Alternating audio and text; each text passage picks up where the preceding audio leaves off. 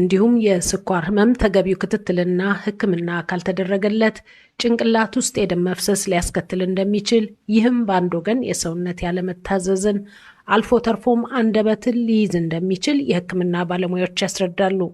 ጤና ይስጥልኝ የዝግጅታችን ተከታታዮች እንደምንሰነበታችሁ። የሕክምናው ዘርፍ ባለሙያዎች በእንግሊዝኛ ሴሬብሮቫስኩላር የሚሉት የጤና እክል ምንድን ነው? በየትኛው የዕድሜ ክልል ያሉ ሰዎችን ያጠቃል? አስቀድሞ ሊደረግ የሚገባ ጥንቃቄ ይኖር ይሆን? የሚሉ ጥያቄዎችን በማንሳት ከጤና ጋር የተያያዙ ችግሮች ብዙ ናቸው ይላሉ ጠያቂያችን። አንዳንዶችም ሳይንስ ተመራምሮ የደረሰባቸው መፍትሄ የተገኘላቸው ናቸው። ብዙዎች ደግሞ በንጥልጥል ላይ ያሉ መፍትሄ የሚሹ ሲሆኑ፣ ከፊሎቹ ደግሞ መንስኤ ምክንያታቸው ያልተደረሰባቸው ናቸው። ወደ ዋና ጥያቄ ልመለስና በአብዛኛው የዓለምን ሕዝብ በተለይ ደግሞ በእድሜ ገፋ ያለውን እያጠቃ ያለው ሴሬብሮ ቫስኩላር የሚባለው ከስትሮክ ጋር ተያያዥነት ያለው በሽታ ነው። ለመሆኑ መንስኤው ምንድን ነው? ሊደረግለት የሚገባ ቅድመ ጥንቃቄስ? ስለተለመደ ትብብራችሁ በቅድሚያ አመሰግናለሁ በማለት ጥያቄያቸውን የላኩልን የዘወትር አድማጫችን የመቶ አለቃ ውቤ ታሪኩ ናቸው። የመቶ አለቃ ውቤ እኛም ለዘወትር ተሳትፎ ምስጋናችንን እናስቀድማለን።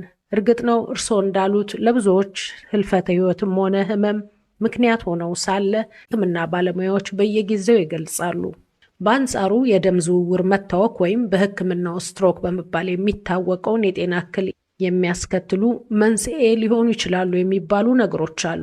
ከዚህ የጤና ችግር ጋር የሚገናኘው ደግሞ እርስዎ መንስኤውን ማብራሪያ የጠየቁበት በሕክምናው ሴሬብሮ ቫስኩላር በሽታ የተባለው ነው።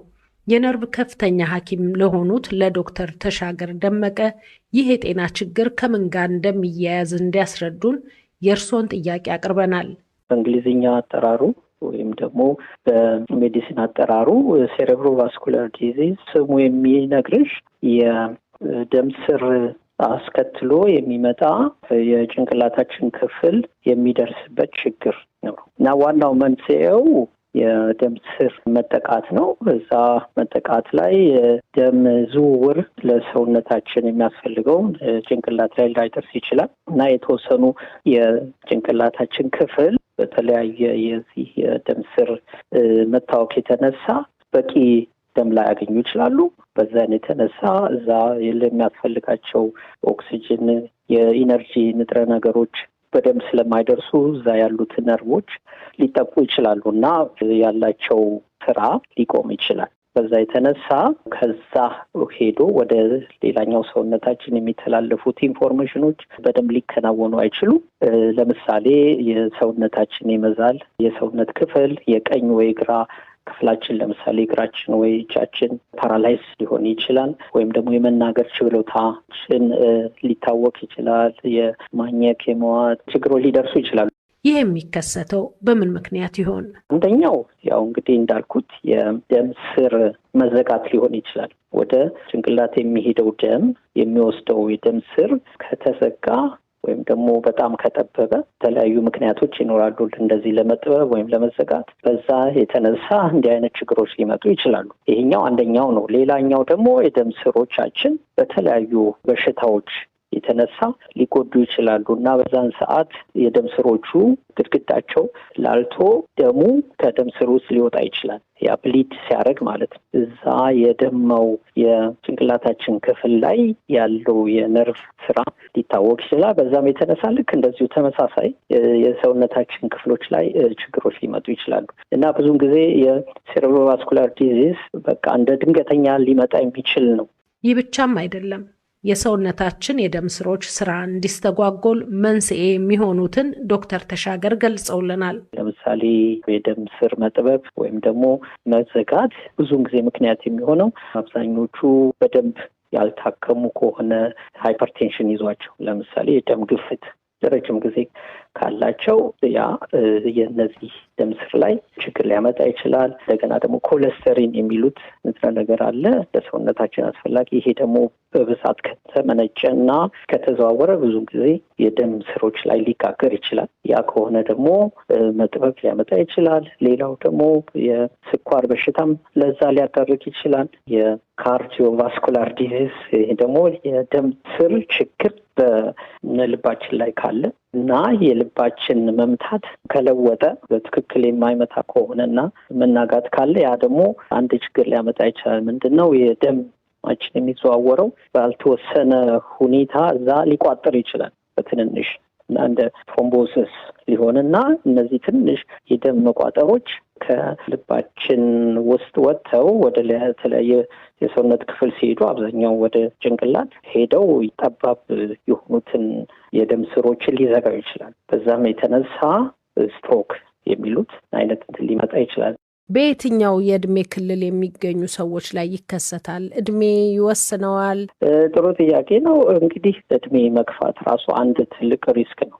ይሄም ማለት ለሁሉም ነው ማለት አይቻልም። ግን እድሜ እየገፋ ሲካሄድ ብዙ ችግሮች ሊመጡ ይችላሉ። ለምሳሌ ስኳር በሽታ ሊመጣ ይችላል። የደም ግፊት ሊበዛ ይችላል። ሌላው እንግዲህ በተወሰነ ፐርሰንት ሌላ ችግሮች ይኖራሉ። እንደነገርኩሽ የልባችን ስራ በደንብ በትክክሉ ካልሆነና አሪትሚያ የሚሉት ይሄ ሬጉላርሊ የሚመታውን እንትን የሚያስተካክለው ነገር ካለ እንዲህ አይነት ስትሮክ ይመጣል። ይሄ ብዙ ጊዜ ለእድሜያቸው ጠና ላለ ሰዎች ይመጣል። ልባቸው በተለያየ ኬዝ ሊጎዳ ስለሚችል። ሌላው በልጅነት ወይም ደግሞ በጎልማሳነት ጊዜ የሚመጡት እንግዲህ እኛ የሚገባ ነገሮችን ሳንጠብቅ ከቀረን ነው። ለምሳሌ ጥንቃቄ ካላረግን ማለት ነው። ጥንቃቄ በደንብ መንቀሳቀስ ካላደረግን፣ የሰውነታችን ክብደት ካልተቆጣጠር ነው። ሲጃራ ማጨስ ራሱ አንድ እንትን ነው። የተለያዩ ደግሞ የድረጎችን መውሰድ ራሱ ትልቅ ሪስክ ነው። አልኮሆል ራሱ ከተወሰነ መጠን በላይ መውሰድ ለእንደዚህ አይነት ነገሮች ሊያዳርግ ይችላል። በህፃናትም ሆነ ገና በወጣትነት እድሜ እንደዚህ አይነት ችግር ከመጣ ሌሎች ምክንያቶች ሊኖሩ ይችላሉ ተብሎ በጣም ሶፊስቲኬትድ የሆኑ ምርመራዎች መደረግ አለባቸው። በተለይ በዘረመል መወራረስ ምክንያት በልጅነትም ይሁን በወጣትነት እድሜ የደም መርጋት ችግር የሚያጋጥማቸው ሊኖሩ እንደሚችሉ፣ ይህ ደግሞ የደም ዝውውርን ለማወክ እንደሚዳርግም አመልክተዋል። በአጠቃላይ ግን ሪህ የሚባለው የጤና እክልም ሆነ የውስጥ አካል ክፍሎች እብጠት ወይም መቆጣትን የሚያስከትሉ የጤና ችግሮች የደም ስር ላይም ሊከሰቱ እንደሚችሉና ለዚህም ምክንያት ሊሆኑ እንደሚችሉ አስረድተዋል። ችግሩ በየትኛውም የዕድሜ ክልል ቢከሰት በሕክምና ሊረዳ ይችል ይሆን? ስለ ሕክምናው ደግሞ የሚሉን አለ። ሕክምናውን ለማድረግ መጀመሪያ በቂ የሆነ ምርመራ መደረግ አለበት።